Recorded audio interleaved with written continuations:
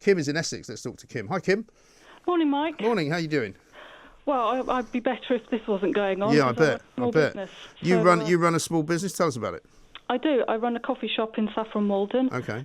And lovely part of the world.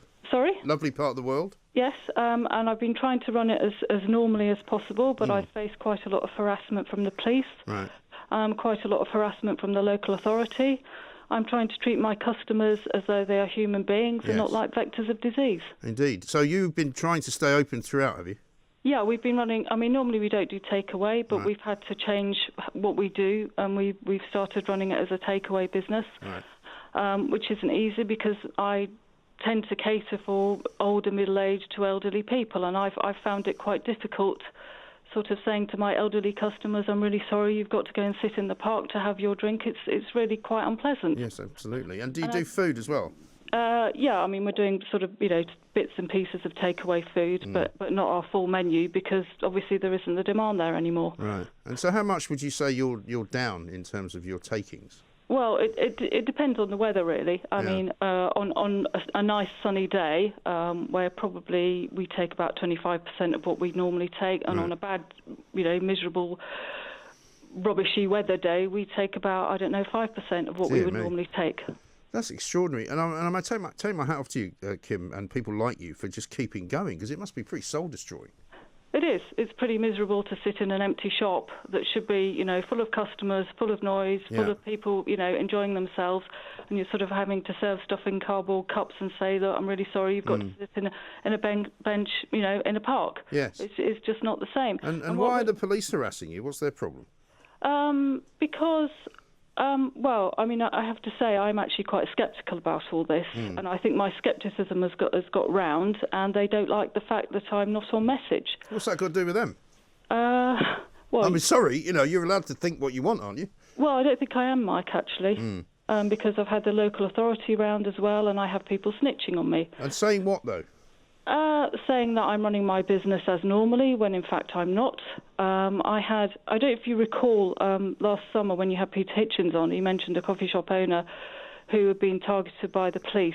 Yes. Well, that was you? me. Oh, was it? Me. Okay. Right. Yeah. I wasn't aware of that. So I was snitched onto the police saying that I was operating my business as normal, and I wasn't. What I had done is that I'd showed kindness and compassion to one of my customers who is going blind. Oh, is this when somebody was given a seat inside or something like that? Yeah, I let this lady sit inside because I didn't want her standing in a cold corridor. There was a draft blowing through the corridor, and I said, look, just come in and sit down. Yeah. She was the only person with her friend in the shop at the time.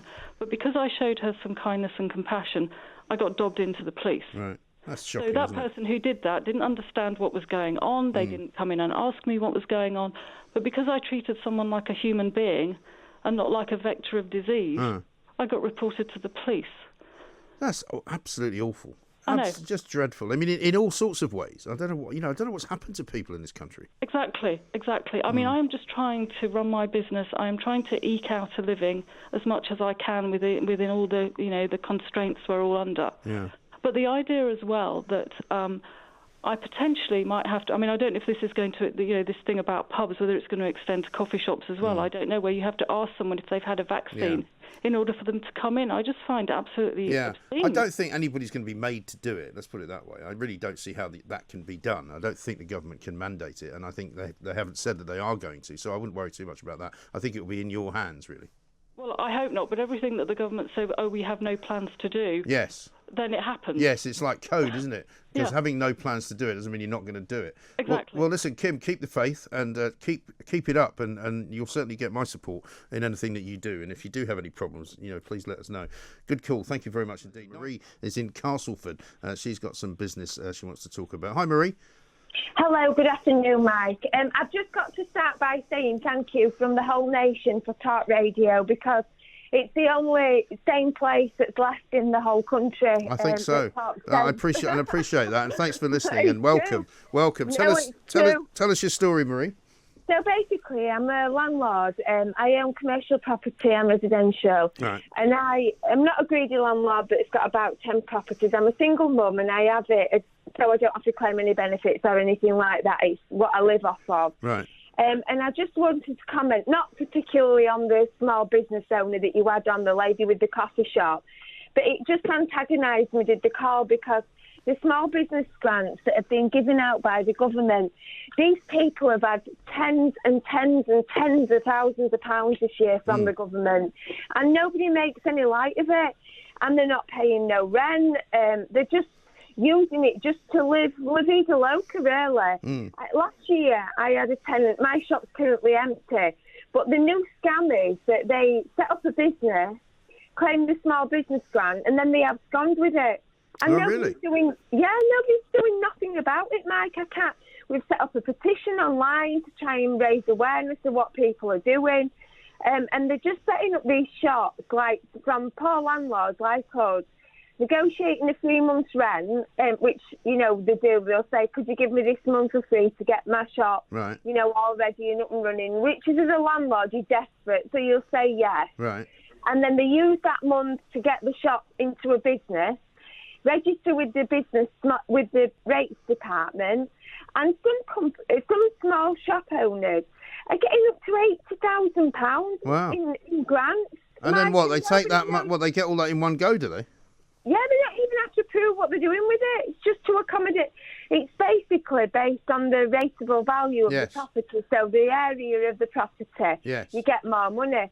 So for our shop, it's quite a small one. But last year I had one tenant take nearly £20,000, and I reported it to the fraud line because I knew that he'd spent the money in his own property on a new kitchen and modifications to his own home, didn't pay me my rent.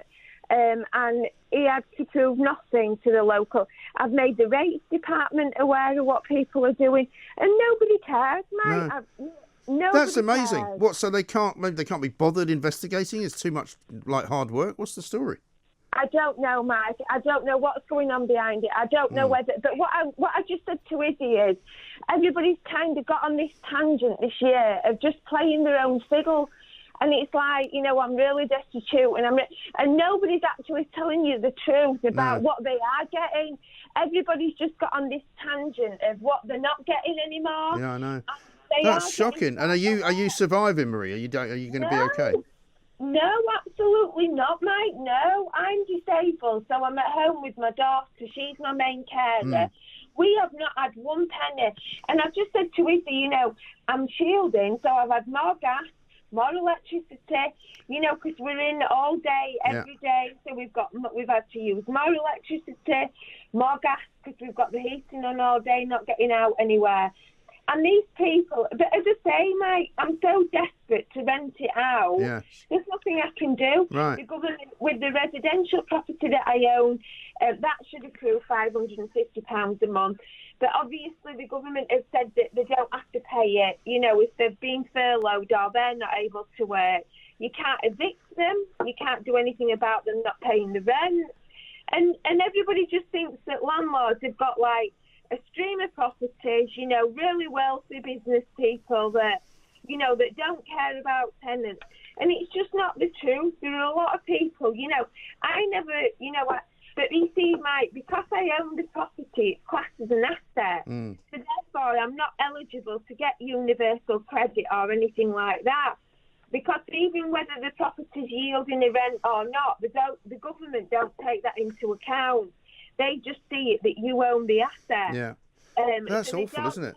It's awful. Well, listen, I'll tell you what, Marie, I'm going to find out some more about this. It's a very interesting story you've told us. I'm going to check it out. I'm going to talk to some people, and we'll see if we can get to the bottom of why people are being allowed to get away with it, because you shouldn't be suffering as a result of it. But listen, good luck with it, Marie. We've got to run because we're running slightly late. But thank you so much for calling. And these are the kind of people that we need to hear from. People who are being stooped, for want of a better word, by the government because they're not able to get the money that they should be able to get from their businesses. It's absolutely outrageous.